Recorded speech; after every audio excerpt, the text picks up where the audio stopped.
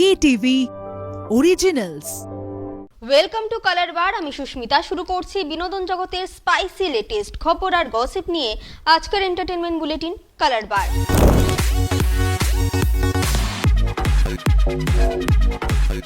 থালাপতির ৩৩ বছরের যাত্রা শেষ। নিজের অভিনয় দিয়ে দর্শকদের মন জয় করেছেন, হয়ে উঠেছেন থালাপতি বিজয়। এবার সেই অভিনয় জীবনে ইতি টানার ঘোষণা করলেন বিজয়। কেন এই সিদ্ধান্ত জানুন। টানা ৩৩ বছর অভিনয় করেছেন। লাইট, সাউন্ড, ক্যামেরা, অ্যাকশন শব্দগুলো শুনতে শুনতে বড় হয়েছেন তিনি। থালাপতি বিজয় অভিনয় ছেড়ে দিচ্ছেন। মাত্র ৫১ বছর বয়সে আনুষ্ঠানিক অবসর ঘোষণা করলেন তিনি। ১০ বছর বয়সে তামিল চলচ্চিত্রে ভেত্রিতে শিশু শিল্পী হিসেবে আত্মপ্রকাশ করেন থালাপতি বিজয়। ১৮ বছর বয়সে নালাইয়া থেরপু ছবিতে প্রথম নায়ক তিনি। মালয়েশিয়ায় তাঁর ছবি জন নায়গানের মিউজিক লঞ্চ ইভেন্ট থেকে একথা জানালেন বিজয়। সেই অর্থে এটি তাঁর জীবনের শেষ সিনেমা হতে চলেছে। অভিনয় জীবন থেকে দূরে সরে যাওয়ার সিদ্ধান্ত হঠাৎ নেওয়া হয়নি, বরং দীর্ঘ চিন্তাভাবনার পরেই এই সিদ্ধান্ত নিয়েছেন। আমার জন্য একটাই বিশেষ গুরুত্বপূর্ণ, মানুষ আমাকে দেখতে সিনেমা হলে আসে। সেই কারণেই আমি তাঁদের জন্য আগামী ৩০ থেকে ৩৩ বছর পাশে থাকার প্রস্তুতি নিচ্ছি। থালাপতি বিজয় স্পষ্ট করে জানিয়েছেন, এখন তার পুরো মনোযোগ রাজনীতিতে থাকবে। একের পর এক ঝড় ঋষির জীবনে। ঋষির মেন্টাল সাপোর্ট হিসেবে পাশে স্ত্রী উজি। তারই মাঝে ঘটনাচক্রে বিতানের মৃত্যু তাড়া করছে ঋষিকে। সবটা সামলে কি করে কাটবে নতুন বছর, ঋষি উজির এই গল্পে ভর করেই এগোচ্ছে জোয়ার ভাটা। টান টান উত্তেজনার ভরা এপিসোড শুটিংয়ের মাঝেই দু এক কথার আরাত্রিকা এবং অভিষেক আমাদের প্রতিনিধি পারমিতা আচার্যকে কি বললেন শুনবো। এই মুহূর্তে আমি রয়েছি জোয়ার ভাটা সেটে এবং প্রচন্ড একটা বড় লম্বা সিন চলেছে, তারই মাঝে শুটিং এর ফাঁকে অবশ্যই কি চলছে একটু জানি এই মুহূর্তে। ঋষির ওই ট্রমা নিয়ে সিনটা করলাম, তো ও কিছুতেই ভুলতে পারছে না ওই ছেলেটাকে। ও সারাক্ষণ তো আগে একটা হয় না, প্রাণ খোলা একটা ছেলে ছিল, বন্ধু বান্ধব আড্ডা মারা এদিক ওদিক। তো ওইসবই হঠাৎ এমন একটা ইনসিডেন্ট হলো ওর হাতে যে ও পুরো লাইফটা পুরো পাল্টে দিল, ইউটার্ন নিয়ে নিয়েছে ঋষির লাইফ। তো ওটা নিয়ে আজকে একটা সিন করলাম। ওই ট্রমাটাইজড ঋষিকে দেখে উজি জ্যোতি ভাবে যে না, ওকে তো ছেড়ে এইভাবে একা ছেড়ে যাওয়া যাবে না, এর পেছনে কি রিজন আছে। এটাই তো তোমরা সিন করলে তো কেয়ার সাথে। হ্যাঁ, তো এটা রিজন, এর পেছনে কি রিজন আছে, কোথা থেকে শুরু হয়েছে, তো এখন ওখান থেকে বের করে আনা। আমার মনে হয় উজি জ্যোতি ঋষির এই মুহূর্তের মেন্টাল সাপোর্ট। একটা মেন্টাল সাপোর্ট। আর সব থেকে বড় কথা হচ্ছে যেটা কেয়া একটু আগে বললো, যে ও প্রত্যেক বছরের এই টাইমটা 25 ডিসেম্বর থেকে 1 জানুয়ারি এই টাইমটাতে ও পুরো ইয়ে হয়ে যায়। এত লাইট দেখে, পার্ক স্ট্রিটের ওই জায়গাটা দেখে ওর আরো বেশি হন্ট করে। আমাকে সকালে খেয়া সিনে বলেছে এটা আর কি, যে হন্ট করে। তো সেখান থেকে আমি জানতে পেরেছি যে পুরো সারা বছর যত না হয় এটা, এই বছরটাতে ও থাকতে পারে না। যেদিকে যায় ও তাকিয়ে দেখে, এটা মেন্টাল প্রবলেম এটা একটা। তো সেইটা থেকে তো আমি ডেফিনেটলি বেরোতে পারবো না। আমি যখন শুনেছি এত বড় একটা ইনসিডেন্ট হয়েছে এবং বকলমে ও খুনি, সবাই জানে, বাট ও কিছু করতেই যায়নি, ও বাঁচাতে গেছিল। জাস্ট ওর হাত থেকে মরে গেছে, কোনোভাবে মারা গেছে আর কি। আমার দাদার কথা ছেড়েই দিলাম, ওটা বললাম না ডেফিনেটলি। তো তো সেই জায়গা থেকে আমি তো পুরো বিষয়টা অবশ্যই একটা ম্যাচিওর মেয়ে হিসেবে একটু বোঝার চেষ্টা করেছি এবং বলেছি যে ওর তো কোনো দোষ নেই, তাহলে ও কেন এগুলো ভাবে একা একা। সেইখান থেকে আমি কি করে ওকে বের করব, নেক্সট আমাদের মিশন এটাই আর কি, যে কিছু করে হোক ওই ঘটনাটা ওকে ফেস করাতে হবে, ওকে চোখের সামনে দেখাতে হবে। যতক্ষণ না ও ফেস করবে, ও ভয় পেতে থাকবে, ততক্ষণ এটা হন্ট করতে থাকবে। আচ্ছা, এইসব বলেছো ডায়লগ?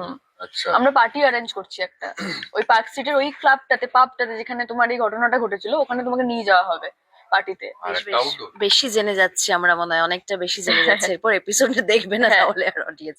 আর ভালোবাসা বলতে ভালোবাসা এটাই কি সব থেকে বড় ভালোবাসা? না, উজির ঋষির প্রতি যেই ভালোবাসা, ওটাই বলছি যে ওটা কি সব থেকে বড়। এখান থেকে কি ভালোবাসা বোঝা যাচ্ছে না? একটা মেন্টাল সাপোর্ট হচ্ছে, আমার তো মনে হয় এটা আর কি। আমি জানি আমি ছোট মুখে বড় কথা বলছি হয়তো, মেন্টাল সাপোর্টের থেকে বড় ভালোবাসা কি হতে পারে? এর থেকে ভালোবাসা লাগে না তখন আর। তো সাপোর্ট এখন উজি জ্যোতি ওর। এবং আর একটা বিষয়, ও দিদির এগেনস্ট এর কথা বলছে, ঋষির হয়ে কথা বলছে, এটাই তো ভালোবাসা। এবং ক্রিসমাসের একটা মানে যেহেতু সিন চলছে, পুরো ফ্লোরটা তোমাদের সেভাবে সাজানো। পার্ক স্ট্রিটের কথা বললে, তোমাদের নতুন বছর কিভাবে কাটবে? কোনো রেজলিউশনে বিশ্বাসী? না, না। আমি তো না। আমিও না, বেকার। না না, আমি একদমই না। আমি প্রত্যেক বছরই বাট আমি একটা জিনিস মানে করতে চাই, বলতে চাই যে যারা আমাদের দর্শক তারা অনেকেই ভাবে যে কি নিউ ইয়ার রেজলিউশন নেব, কি করব।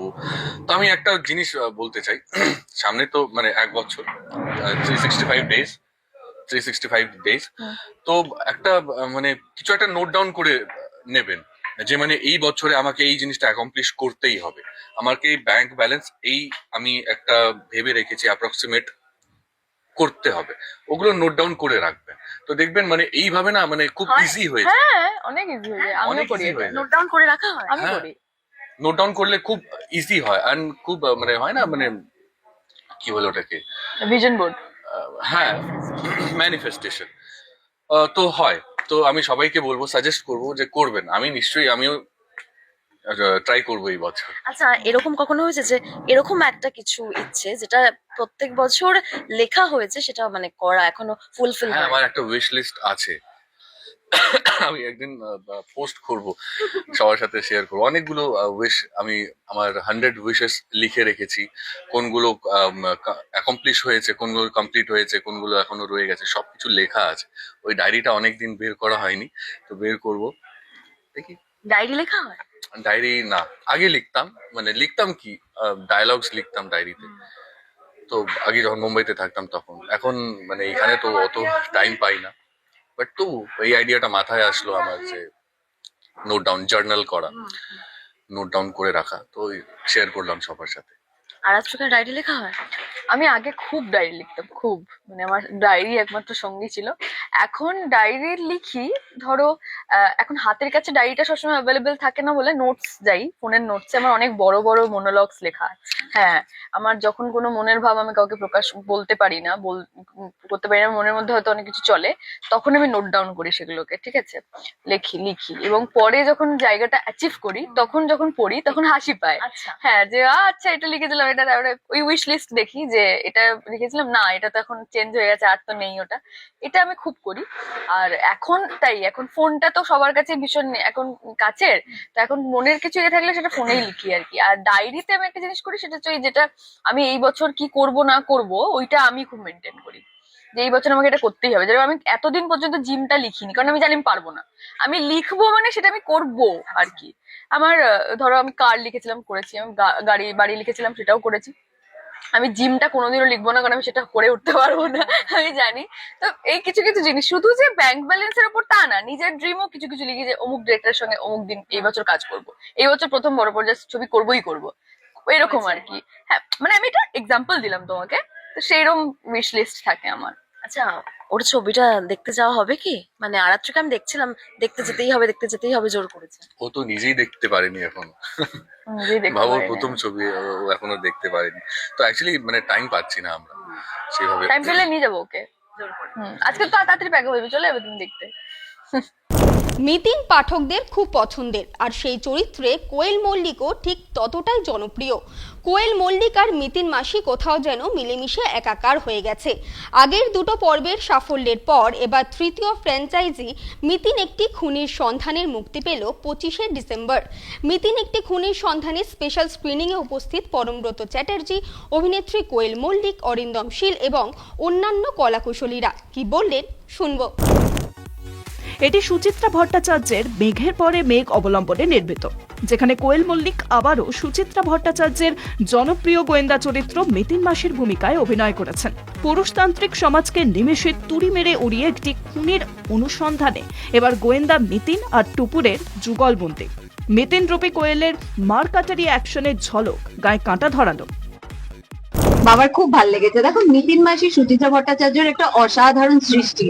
তো সেখানে যে আমরা খুব বেশি প্যাচ কোচ অনেক কিছু করবো, সেরকম আমরা করতেও চাইনি ইন্টেনশনালি, কারণ তার মধ্যে যে ইনোসেন্স বা সিম্পলিসিটিটা আছে, কারণ সুচিত্রা ভট্টাচার্য যে সময়টা বসে একটা সিনেমা এরকম ধরনের একটা ছবি মানে একটা গল্প লিখেছিলেন, এত সেন্সিটিভ একটা গল্প, আর মহিলা ওই সময় দাঁড়িয়ে এত প্রোগ্রেসিভ, কারণ তখনকার দিনে যে মানে কি বলবো, যে যে খুন্তি নাড়ছে, আমি যেটা আগেও অনেকবার বহু জায়গায় ইন্টারভিউতেও বলেছি, যে এক হাতে খুন্তি নাড়ছে অন্যদিকে রিভলভার তুলছে, সেটা একদিক থেকে এখন যেরকম আমাদের সমাজ চলছে, বিভিন্ন মানুষ বিভিন্ন রকম সব মহিলারা কর্মক্ষেত্রে দেখে বোঝাই যাবে না সে আবার বাড়িতে এসে একেবারে একজন গৃহিণী। সেই কম্বিনেশনটা বিউটিফুল, এত ইনটিউটিভ, যেটা আমাদের সবাইকার মধ্যেই আছে, যে আমরা আগে থেকেই হয়তো অনেকটা সেন্স করতে পারি, বুঝি অনেকটা। তো এই সব জিনিস নিয়ে মিতিন মাসি আর মিতিন মাসির তাই জন্য ভালো লাগছে যে এই গল্পটা আবার করে এত এত এত ভালোবাসা পাচ্ছে। আমার এখন পুরো মুখটা দুঃখ করছে, বিকজ এই প্রথম অডিয়েন্স রিঅ্যাকশন এখন সামনে থেকে পাচ্ছি, সো আই এম রিয়েলি এবার চাই শুধু আমার ভালো বলে নেই, আমরা সবাই আমাদের ভালো, সবার ভালো হচ্ছে, কেননা বাংলা ছবি যদি হলে হাউসফুল বোর্ড দেখি প্রতিনিয়ত প্রতিদিন, সেটা আমাদের জন্য সত্যি একটা বিশাল বড় একটা পাওয়া, আর বছরের শেষে অনেক বড় প্রাপ্তি এটা আমাদের জন্য, যে বাংলা ছবি হলে হাউসফুল বোর্ড, সেখানে হিন্দি ছবি জায়গা পাচ্ছে না, এটা ইটস আউটস্ট্যান্ডিং ফর আস। এবার পর্দায় জুটি বাঁধতে চলেছেন সোহিনী সেনগুপ্ত ও দীপশঙ্কর হালদার। বড় পর্দায় অলিক সুখ ছবির পর আবারও তাদের একসঙ্গে নতুন ধারাবাহিকে দেখবেন দর্শক। কোন চরিত্রে দেখা যাবে তাদের, দেখে নেব। সোহিনী দেবশঙ্করকে পরিণত প্রেমের গল্পে দেখা যাবে। অলিক সুখ ছবির পর ফের পর্দায় জুটি বাঁধতে চলেছেন সোহিনী সেনগুপ্ত এবং দেবশঙ্কর হালদার। যে বাংলার পর্দায় আসছে নতুন সেই ধারাবাহিক। শোনা যাচ্ছে ইতিমধ্যেই নাকি নতুন ধারাবাহিকের প্রোমো শুট হয়ে গিয়েছে। ধারাবাহিকের নাম নাকি হতে চলেছে কমলা নিবাস।